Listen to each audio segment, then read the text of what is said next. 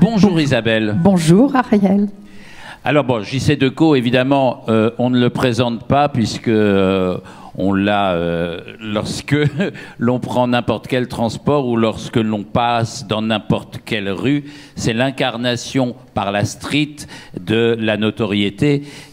Mais on a vu que les choses ont énormément changé dans les 2 années passées. D'abord par la raréfaction du tourisme dans les grandes villes du monde, par le bouleversement de la mobilité en général. Et donc, il a fallu que le global shopper se relocalise. Et l'un des acteurs, c'est évidemment la proximité de l'affichage. Et vous en êtes un témoin. Oui, Ariel. En fait, on avait ce global shopper qu'on aimait beaucoup, qui était finalement cette global connection, et il a fallu aider les marques à passer de cette global connection que l'on avait beaucoup travaillé avec elles au local et à la local conversion. Et ça a été un travail qu'on a fait en confinement finalement. Le fait d'être présent dans 80 pays, le fait d'être présent dans plus de 3500 villes, fait qu'on peut arriver au-delà de la dimension globale de notre média à une granularité très forte. Ce qui a été très intéressant, c'est que ce global shopper que l'on avait étudié en 2015, puis en 2018 avec des études portant sur 8 pays pour bien comprendre comment ces Brésiliens, ces Américains, ces Chinois, ces Singapouriens se déplaçaient et shoppaient, et pour quelle typologie de produits, eh bien, ces études, finalement, nous ont aussi été très utiles pour comprendre, quand ces personnes restent dans leur pays, en zone domestique, eh bien, comment on pouvait interagir avec eux. Alors, les marques ont eu une agilité folle. Elles se sont redéployées sur les terminaux domestiques parce qu'effectivement, les vols intercontinentaux nous ont manqué l'année dernière et une partie de cette année, bien sûr, pour le continent asiatique. Mais ils sont des relais de croissance à venir aussi. Ils ont beaucoup voyagé chez eux. Qu'on a refait une stratégie locale. Exactement, puisqu'on peut citer des chiffres. Par exemple, le trafic en 2021 sur les États-Unis, vol domestique, ou en Chine, vol domestique, est supérieur à 2019. Donc les Chinois se sont déplacés en Chine et les Américains, par exemple, se sont déplacés aux États-Unis. On a vu, du coup, une émergence et une désirabilité d'un certain nombre de villes qui étaient peut-être pas dans le first tier des annonceurs du luxe. Je pense à des villes comme Chongqing, Chengdu en Chine. Alors c'est des petits mastodontes quand même de quasiment 20 millions d'habitants à chaque fois. Hein. Donc, mais des villes comme noms qu'on ne connaît pas, mais c'est des millions et des millions. Et des villes comme Boston, par exemple, ou Chicago aux États-Unis qui ont retrouvé voilà, beaucoup de sex appeal puisque les personnes qui y habitaient y ont passé beaucoup de temps. Le top tête des villes du luxe pesait en 2019 35% du commerce mondial du luxe. On sait qu'elles ne pèseront que 25% cette année, et donc c'est le retour à des villes de taille éventuellement plus petite et cette granularité qu'on est capable d'offrir aux annonceurs. Et alors, on a souvent, lorsque l'on a cette manne du tourisme, on a tendance à négliger le marché local, négliger le travail sur le local. Et finalement, comment est-ce que vous vous y êtes pris pour relocaliser toutes ces images ? Alors, les marques qui avaient travaillé le first tier, le second tier, bien évidemment, s'en sont mieux sorties que d'autres. Et les marques qui avaient continué à bien travailler leur hometown, leur home country, là aussi, avaient, je dirais, des bases très solides. Moi, il y a une marque qui m'impressionne toujours, par exemple, c'est Hermès, pour qui la réouverture, par exemple, de la boutique à Lyon ou la boutique de Bordeaux a autant d'importance, finalement, je dirais, dans le plan média annuel que l'ouverture d'une boutique en Asie. Et ça, c'est très important, comment les marques étaient ancrées localement, comment nous on a pu les accompagner. Le média JC Decaux, c'est un grand média de drive to store, c'est l'incarnation de la marque dans le monde physique. On sait que le retail physique, Stéphane nous a cité des chiffres, a continué à croître sur les 2 dernières années, même si bien sûr le e-commerce s'est fortement développé. Et donc c'est comment, dans cette proximité, dans cette thérapie finalement de la proximité, on a pu incarner de l'expérience, de l'événementiel. Je pense à ce qu'ont pu faire des marques comme par exemple Chanel avec la Chanel Factory, qui était quand même absolument géniale dans un certain nombre de villes dans le monde, ou là, plus récemment, Hermès Fit, avec cette salle de sport dingue que ma fille a été essayée et qui était, paraît-il, extraordinaire.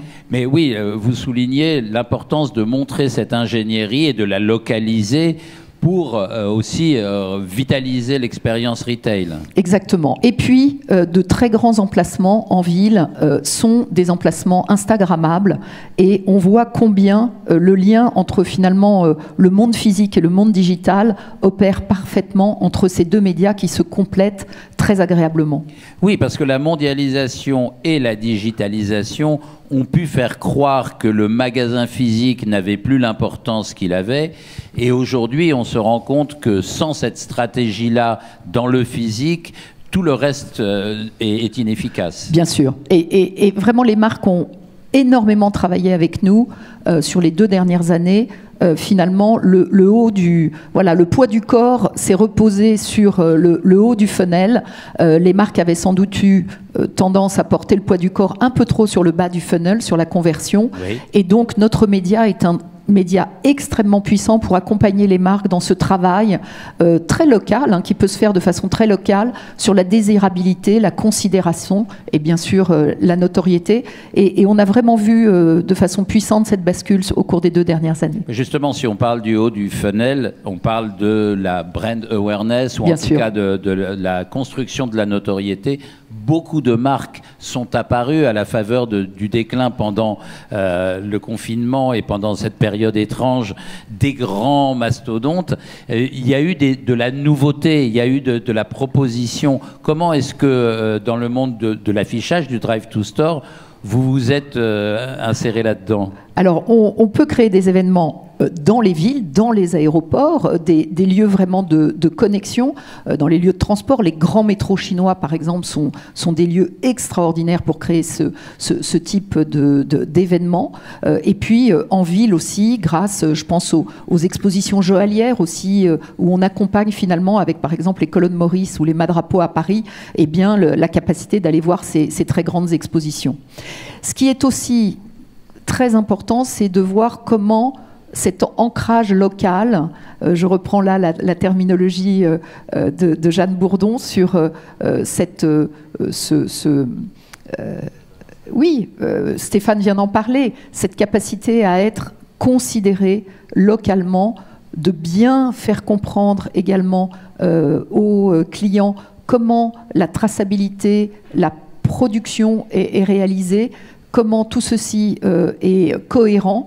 Et là, c'est vrai que chez JC Decaux, cette dimension très RSE dont Stéphane vient de parler est chez nous quelque chose de très important. Nous sommes une entreprise très locale qui fait travailler, par exemple en France, plus de 1700 fournisseurs, et nous considérons fortement les entreprises qui ouvrent des manufactures locales et ont cet ancrage solide, finalement assez loin de la mondialisation. Oui, mais en même temps, on voit qu'il y a des villes qui doivent sans aucun doute vous inspirer des stratégies. On voit, tout à l'heure, je parlais de la notion de street. On voit que le street marketing partout prend de l'importance, parfois avec des mises en scène gigantesques. On voit maintenant en Asie ces énormes écrans 3D où on a l'impression qu'un monstre sort d'un mur. Toutes ces choses-là doivent vous inspirer. Quelles sont les villes qui vous inspirent? Quelles sont les stratégies qui vous ont inspiré dans le monde? Alors, si on doit relocaliser en France, justement. Ouais. Je pense que les grands pays de notre média sont incontestablement ce qui se passe en Corée, ce qui se passe au Japon, ce qui se passe en Chine et ce qui se passe aux États-Unis. Alors je ne veux surtout pas dire qu'il ne se passe rien en Europe, mais souvent la réglementation a été plus contraignante. La dimension numérique de ce média est devenue quelque chose d'extraordinaire. C'est ce qui vraiment alimente la croissance du média communication extérieure et du média JC Decaux. Nous avons maintenant des centaines de milliers d'écrans de toute taille, finalement, à la fois en ville, dans les lieux de transport. Je parlais des métros, mais également, bien sûr, vous le savez, dans les aéroports. Et c'est cette contextualisation que nous pouvons permettre dans la langue, dans vraiment le bon moment et cette capacité à venir parler aux consommateurs au bon moment, au bon endroit, avec le bon message. Ces écrans-là, quelles sont les nouveautés techniquement? Je veux dire, les écrans on parle souples, de 3D, on parle d'holographie, on parle d'holographie, on parle de 3D, mais moi ce qui m'impressionne le plus, c'est en termes de qualité de décor, de scénographie, ce que les écrans souples et les écrans transparents apportent. Parce que là, vous êtes finalement immergé dans quelque chose d'absolument magique. On a parlé tout à l'heure de la magie. C'est quelque chose qui est de l'imaginaire. Et c'est évident que pour le luxe, il est très important de rester dans ce monde incroyable qui nous séduit et qui nous interroge. On parlera tout à l'heure du métaverse aussi. Oui.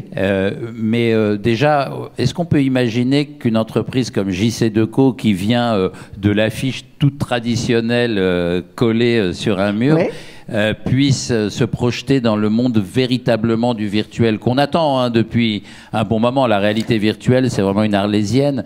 Mais est-ce que vous, chez JC2Co, vous envisagez déjà de plonger les gens, d'immerger les gens dans... On avait déjà réalisé quelques tentatives.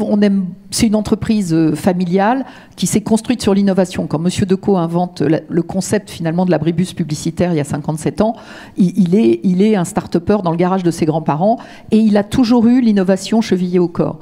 Par exemple, la dimension métaverse, on l'a, nous, utilisée pour nos clients depuis 5 ans.